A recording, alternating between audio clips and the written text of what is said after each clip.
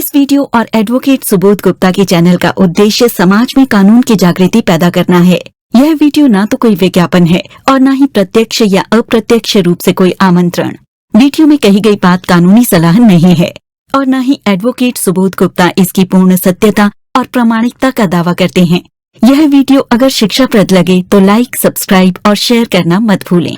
जय हिंद। दोस्तों, एक बहुत ही सीरियस टॉपिक है ये गवाही का। इसको बहुत ही कैजुअल तरीके से लिया जाता है, बहुत ही हल्के में लिया जाता है। जब आप कोई प्रॉपर्टी का सौदा करते हैं, एक एग्रीमेंट टू सेल परचेज बनाते हैं, आप बायर हैं या सेलर हैं, और बाद में जब रजिस्ट्री भी होती है जिसे कन्वेंस डीड या सेल डीड भी कहते हैं, तो उसमें भी 2 गवाह मिनिमम रिक्वायर्ड होते हैं। तो मैंने आमतौर पे यही देखा है कि सारा ध्यान इस चीज़ पे ही होता है कि सौदा कितने में तय हुआ और कब रजिस्ट्री होगी, और बाकी शर्तों पे होता है। अंत में जब गवाह के जो नीचे कॉलम बने होते हैं कि 2 गवाह साइन करेंगे, बस वहाँ तक तो आते आते दिमाग ये हो जाता है भाई ये तो फालतू के काम है, कोई भी लोगों के 2 गवाहों के साइन इस पे करवा दो। अब अगर सब कुछ ठीक रहता है तो कोई बात नहीं, वो फालतू का ही काम है क्योंकि उन गवाहों की कोई ज़रूरत पड़ी ही नहीं।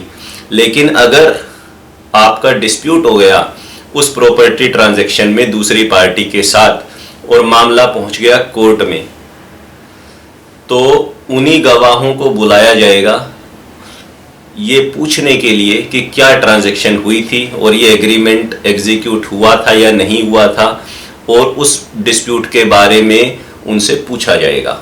तो मामला अगर कोर्ट में पहुंच जाता है तो इन्हीं लोगों की गवाही, जिनको आपने बस एक फॉर्मेलिटी के तौर पे साइन करा लिए थे, वो बहुत इम्पोर्टेंट हो जाएगी। और अगर वो गवाह उस समय कोर्ट में नहीं आते बुलाने पे, या आपके पक्ष में गवाही नहीं देते, दूसरी पार्टी से मिल जाते हैं, बिक जाते हैं, तो आप समझो कोर्ट में आपका केस काफ़ी कमज़ोर हो सकता है। कानूनन रूप से तो आप किसी भी व्यक्ति को गवाह बना सकते हो जो कि मेजर हो, मतलब 18 साल से आयु उसकी ऊपर हो, दिमाग उसका ठीक हो, विक्षिप्त ना हो, पागल ना हो, कोई मानसिक बीमारी ना हो, उसको ऐसी दिवालिया ना हो, तो आप बना सकते हो किसी भी व्यक्ति को विटनेस।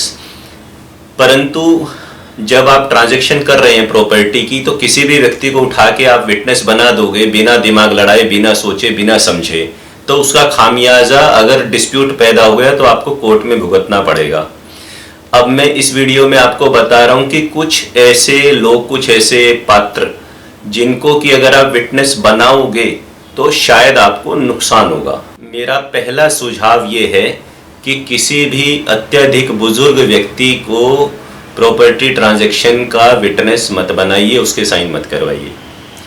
तो अगर वो बुजुर्ग व्यक्ति, चाहे वो आपके परिवार के हैं, चाहे वो दूसरी पार्टी के परिवार के हैं, कोई भी अगर बुजुर्ग व्यक्ति विटनेस बनेगा तो अल्लाह ताला ऊपर वाला उनको लंबी उम्र दे।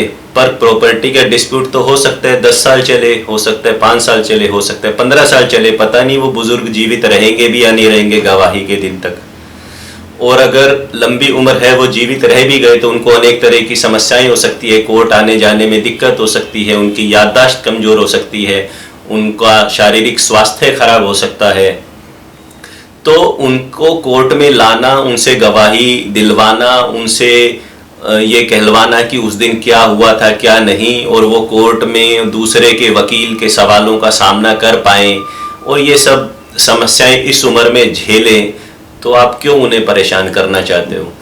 तो मेरा पहला सुझाव ये है कि किसी भी बुजुर्ग व्यक्ति को बचें अपने प्रॉपर्टी ट्रांजैक्शन में विटनेस बनाने से। मेरा दूसरा सुझाव ये है कि अगर कोई व्यक्ति बुजुर्ग नहीं भी है, वो कोई महिला है या कोई ऐसा व्यक्ति है जिसको कुछ बीमारी है, या आमतौर पे वो बीमार रहता है, मानसिक बीमारी है या कोई शारीरिक बीमारी है जिसमें वो उलझा रहता है, उस व्यक्ति को भी आप विटनेस बनाने से बचें। महिला को विटनेस आप बनाएं, कोई दिक्कत नहीं है, लेकिन मैंने देखा कुछ महिलाएं बहुत ही गृहिणी होती हैं, वो घर से बाहर कभी निकली नहीं होती हैं, तो कोर्ट में जाके गवाही देना और दूसरे के वकील के सवालों का सामना करना शायद उनको ठीक ना लगे। ये बात पुरुष पे भी लागू है। तो अगर आप किसी ऐसे पुरुष को भी विटनेस बना दोगे जो कोर्ट की सीढ़ियां चढ़ने से ही कांपना शुरू कर देता है, तो ऐसे व्यक्ति को आप गवाह बना के क्या करोगे? तो वो महिला या पुरुष या कोई भी व्यक्ति जो कोर्ट कचहरी से कोसों दूर भागता है, कभी गया नहीं और आपको लगता है वो सीधा व्यक्ति है, वो भोला व्यक्ति है, वो इतना चतुर, इतना चालाक, इतना तेज नहीं है, होशियार नहीं है, मेल है या फीमेल है, वो बात नहीं है, पर वो इतना नहीं है कैपेबल कि आपको लगे कि कल को डिस्प्यूट हो गया तो कोर्ट में आके गवाही देगा और प्रोसेस को झेल लेगा। मेरा तीसरा सुझाव दोस्तों ये है कि अगर कोई व्यक्ति,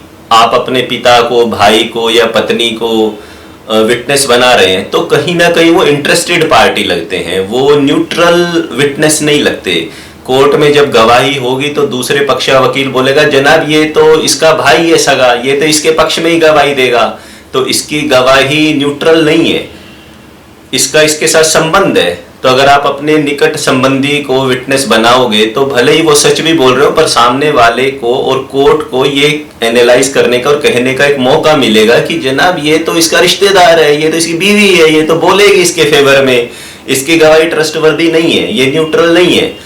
तो विटनेस का मतलब होता है कि neutral party, neutral third party को गवाह बनाया जाए, जिसको कि हम ये कह सके भाई इसका इस ट्रांजैक्शन में कोई स्टेक नहीं है, इसका कोई लेना देना नहीं है, कौन जीते कौन हारे, ये तो एक न्यूट्रल व्यक्ति था, इसको क्या लेना देना, ना इसे कमीशन मिलना, ना इसको प्रॉपर्टी मिलनी, ना इसके पैसे जाने, ना इस मेरे मरने, बायर या सेलर के मरने के बाद इसका कोई हित या इंटरेस्ट प्रभावित होना, तो ये क्यों झूठ बोलेगा? तो व्यक्ति न्यूट्रल दिखना चाहिए। तो अपने रिश्तेदारों, दोस्त, भाई बहन, बंधु को बना सकते हो, कोई कानूनी मनाही नहीं है, पर इन लोगों को भी बनाने से बचना चाहिए। दोस्तों मेरा फोर्थ सजेशन ये है कि जब आप किसी अननोन व्यक्ति को भी हम कई बार विटनेस बना देते हैं, हम सेल डीड कराने जाते हैं तो जो वकील साहब हमारी रजिस्ट्री करा रहे होते हैं, वहां पे कई लोग विटनेस बनने के लिए घूम रहे होते हैं, उनको 500-1000 रुपए दे देते हैं या 100-200 रुपए देते हैं, वो विटनेस बन जाते हैं। अब आप उनसे जिंदगी में पहले कभी नहीं मिले होगे, ना ही आज के बाद आप जीवन में उनसे कभी दोबारा मिलोगे,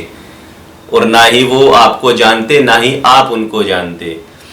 अब अगर आपने ऐसे लोगों को विटनेस बना दिया जिनका आपको पता ही नहीं है वो रहता कहाँ है, करता क्या है, वो अपराधी है या अपराधी नहीं है ये भी आपको नहीं पता, वो है कौन, किस खेत की मूली है, वो आपको दूर दूर तक पता ही नहीं है।